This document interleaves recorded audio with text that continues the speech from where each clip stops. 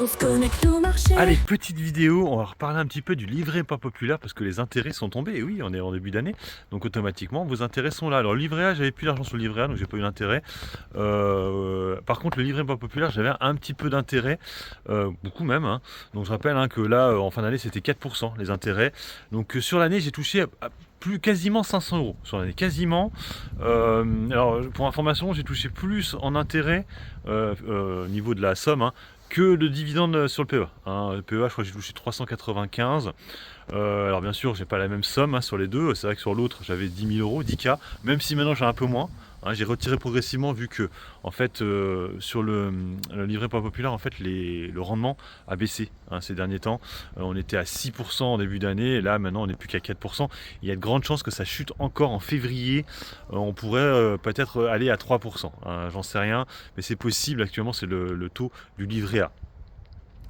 Alors bon, l'avantage au moins, et je le rappelle quand même pour ceux qui ne sauraient pas, c'est que sur ces comptes-là, hein, qui sont des comptes pour ceux qui n'ont pas beaucoup d'argent entre nous, hein, quand même, je parle du livret pas populaire, un livret A c'est pour tout le monde, déjà c'est 10K maximum, hein, tu ne peux pas mettre plus, et surtout, à la différence d'un compte boursier, on va dire, hein, compte titre ou PEA, c'est que vous savez, quand on verse le dividende, c'est retiré du cours de bourse. Donc en fait, votre capital, il est soustrait. Moi, les intérêts, en fait, c'est additionné, hein, l'argent. Donc en fait, tant que je ne bouge pas l'argent, quand j'avais 10K, bah, les 10K, ils étaient là. Hein, et au moment où ils versent les intérêts, ils ne me les retirent pas, les 10K. Hein. La différence d'un dividende, où effectivement, le dividende, c'est retiré du cours de bourse. Alors bien sûr, ça arrive souvent que la société, entre-temps, elle est remontée et que du coup, tu n'as rien perdu. Mais bon, attention, la différence, elle est là. Et faire attention aussi en bourse, c'est pour ça qu'on dit souvent ça. En bourse, il faut mettre de l'argent dont tu n'as pas besoin. Parce que effectivement, si l'action, entre-temps, se pète bien la gueule et que tu as besoin de l'argent à ce moment-là, eh ben, tu n'as plus la même somme. Hein, imagine que, je sais pas, tu as investi sur Total Energy en début d'année, là, 2024. On était vers les 60 euros. Et que là, en fin d'année, tu as besoin d'argent. Et quand on est à 53, ben, tu perds beaucoup. Alors ok, tu as touché les dividendes, mais c'est pas suffisant.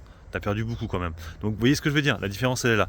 Un livret pas populaire ou livret A, la somme est la même. Livret les PEA, les choses comme ça. Bon déjà le PEA, l'argent est bloqué, mais sur le. En plus, j'avais oublié de vous dire, mais vous le savez je pense, hein, Total Energy, en plus si vous l'avez sur un compte titre par exemple, vous êtes imposé à 30%, un flat tax. Hein, ou peut-être un peu moins, si vous n'êtes pas imposable. Les livrets A et les livrets pas populaires, vous n'êtes pas imposé. Et, les intérêts, c'est net, hein, voilà. Donc ça, c'est cool. Hein. Mais bon, après, voilà, c'est de l'argent où là, pour le coup, vous en avez besoin. Hein, ou l'argent, vous n'en avez pas besoin. Mais vous en avez besoin parce que vous pouvez récupérer votre argent quand vous voulez. C'est ça qui est bien. Hein, donc, mais bon, après, c'est pas pour tout le monde. Bon, en tout cas, ça fait plaisir. Et c'est mieux que mes dividendes que j'ai touchés cette année sur le PEA. Voilà, c'est une petite vidéo là-dessus, comme ça, bon, pour parler un peu des livrets pas populaires et les livrets A. Je sais pas s'il y en a qui ont de l'argent sur ces comptes-là. Ça peut servir quand même, hein, comme je vous dis, si c'est de l'argent que vous risquez d'en avoir besoin dans l'année, il faut mieux le mettre là. Alors, par contre, pour l'année 2025, c'est vrai que vu que les taux risquent encore chuter, je pense que là maintenant ça vaut plus le coup d'essayer de le mettre en bourse, hein, entre nous, parce que bon, on est quand même assez bas maintenant. Je passe sur le PEA, sur les actions françaises, hein, les actifs.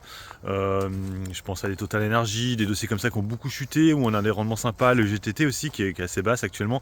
Donc tous ces petits dossiers là, ouais, c'est pas mal. Tiens, pour information, je vous rajoute comme ça dans la vidéo qui n'a rien à voir, mais Téléperformance. Vous avez vu DeGiro, ils ont encore amélioré la note. Ils ont des espèces de notations chez DeGiro. Elle est repassée en A. Et le rendement est sympa aussi, hein, Téléperformance. C'est limite maintenant une société de rendement, mais un peu comme BIC. Hein, je l'avais déjà dit, elle ressemble un peu à BIC, je trouve. BIC est une valeur de rendement, alors qu'avant c'était pas trop une valeur de rendement. Hein, Téléperformance est une valeur de rendement en 2025. Allez, sur ce, moi je vous laisse. Bon investissement, mon trade. Ciao, ciao.